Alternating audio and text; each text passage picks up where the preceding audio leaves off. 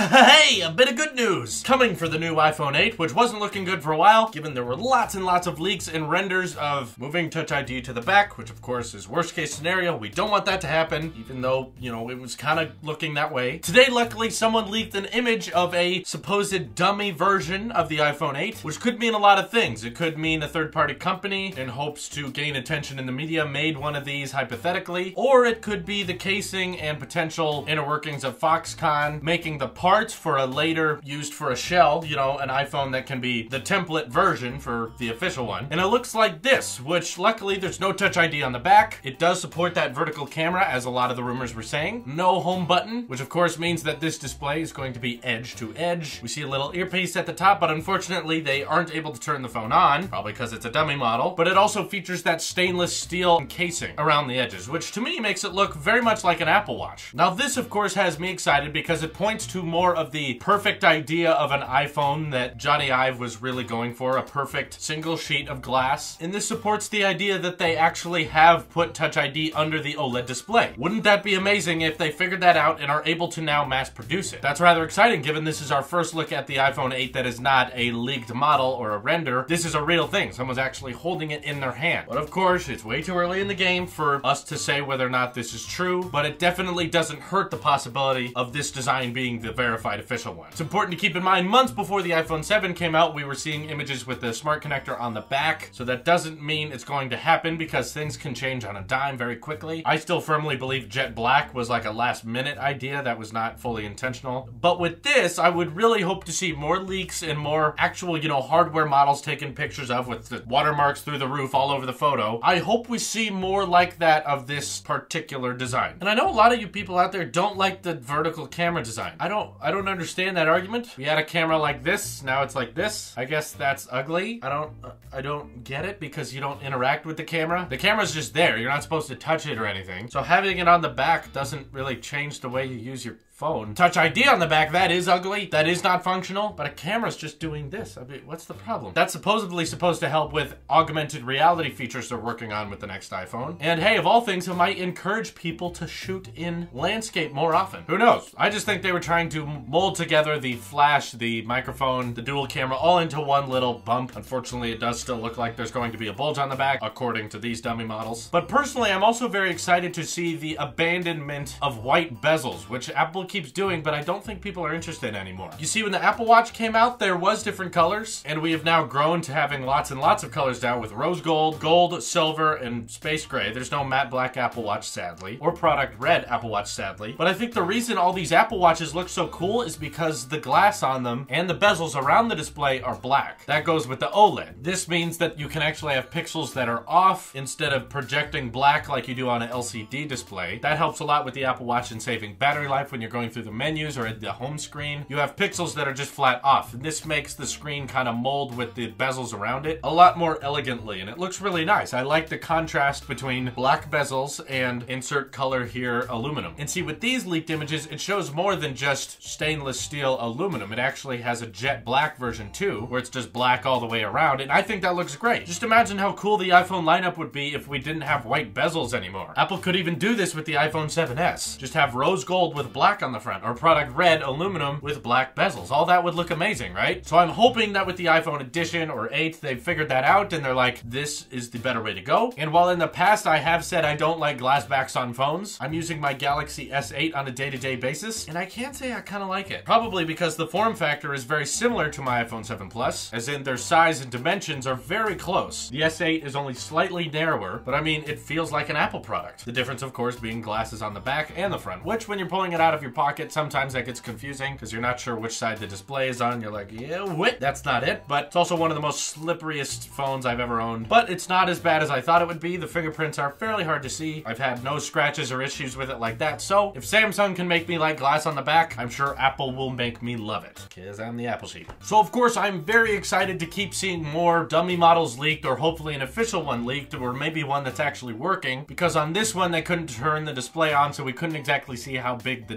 bezels work? Does it go all the way to the display? Is the front-facing camera and iris scanner embedded underneath the screen? If they can fit a Touch ID sensor under the display, why can't they fit those things? So, several leaks in the past were showing those renders where we have a very thin bezel that is equal size around the entire device with lots and lots of features hidden under the screen. And I think that's really cool. If they can figure that out, it truly is a revolutionary product that I hope Apple is able to mass produce in a very efficient manner so that we can all get one at a very premium price this winter, because I doubt they'll be available in September. What do you think of the iPhone 8 edition? Do you think these dummy models that are leaking are verified? I sure hope they are. If this is truly the design, then I am very pumped and excited. This is your Apple Sheep here, and I will see you in the next one.